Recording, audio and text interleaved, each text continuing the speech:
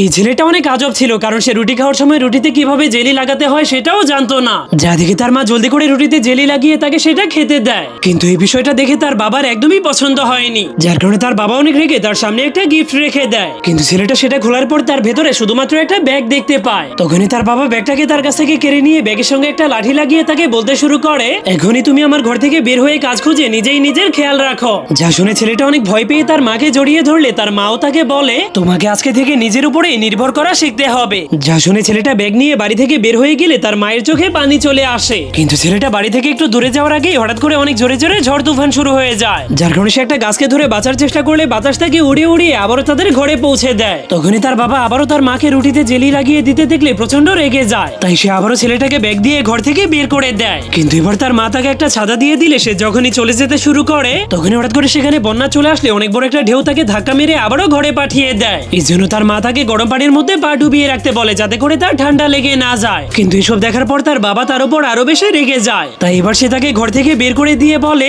এবার তুমি যদি আবারও ঘরে ফিরে আসো তাহলে আমি তোমার ঠ্যাং ভেঙে দিব। তখন ছেলেটা কিছুটা দূরে যাওয়ার পর হঠাৎ করে তার চারপাশে সবকিছুই অন্ধকার হয়ে যায়, যার কারণে সে চোখ বন্ধ করেই কুয়াশার মধ্যে সামনে আগাতে শুরু করে দেয়। কিন্তু চোখ খোলার পরেই সে দেখতে পায় সে আবারও তাদের ঘরে পৌঁছে গিয়েছে, তাই তার বাবা আবারও তাকে ঘর থেকে বের করে দিলে সে সিঁড়ি দিয়ে দৌড়াতে দৌড়াতে আবারও তাদের ঘরে পৌঁছে যায়। কিন্তু এর পরের বার বের হলে ঘরে তাকে নিজের ভেতরে ঢুকিয়ে নেয়। এভাবে সে যতবারই ঘর থেকে বের হতো কোনো না কোনো ভাবে সে আবারও ঘরের মধ্যেই পৌঁছে যেত। এইসব দেখার পর তার বাবা তার উপর এতটাই রেগে যায় যে পুরো ঘরের মধ্যে দৌড়াতে শুরু করে দেয়। তখন হঠাৎ করে তার মা এসব দেখার পর হার্ট অ্যাটাক করে মরে যায়, যার কারণে ছেলেটা তার মায়ের মৃত্যুর কারণে একদমই অসহায় হয়ে পড়ে। যার কারণে এবার সে তার রুটিতে জেলি লাগানোর মতো কোনো মানুষ না পেলে নিজের হাতেই জেলি লাগিয়ে নেয়। তখনই তার বাবা তাকে জীবনের প্রথমবার রুটিতে জেলি লাগাতে দেখলে বুঝতে পারে তার ছেলেটা বড় হয়ে গিয়েছে। তাই এবার বাবা তাকে আবারও ব্যাগ ধরিয়ে দিলে ছেলেটা শেষবারের মতো তার বাবাকে বিদায় দিয়ে ঘর ছেড়ে চলে যায়। কিন্তু এবার সে আর কখনোই বাড়িতে ফিরে আসেনি, যার কারণে তার বৃদ্ধ বাবা ঘরের মধ্যে একা হয়ে যায়।